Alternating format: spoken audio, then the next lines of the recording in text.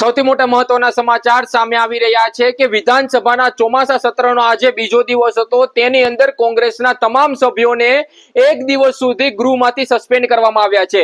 સત્રની શરૂઆતની 21 મિનિટ સુધી ગૃહની અંદર માથાકૂટ ચાલી હતી, તેને લઈને વિધાનસભાની અંદર કોંગ્રેસના તમામ સભ્યોને એક દિવસ સુધી સસ્પેન્ડ કરાયા છે।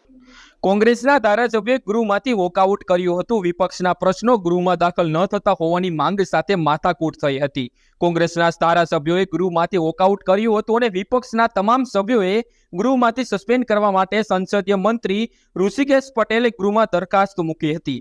વિધાનસભાના નિયમોના નિયમ 52 પ્રમાણે આજના દિવસ પૂરતું કોંગ્રેસના સભ્યોને નિલંબિત કરવા દરખાસ્ત કરી છે, જેમાં ગૃહ રાજ્યમંત્રી હર્ષ સંઘવીએ દરખાસ્તનો ટેકો આપ્યો છે। વિધાનસભાના અધ્યક્ષ દરખાસ્તને મત માટે ગૃહમાંથી મૂકી છે અને બહુમતી સભ્યોએ કોંગ્રેસના સભ્યોને સસ્પેન્ડ કરવા માટે મત આપ્યો હતો। દરખાસ્ત બાદ બહુમતીના આધારે વિધાનસભાના અધ્યક્ષે આજે નિર્ણય લીધો હતો।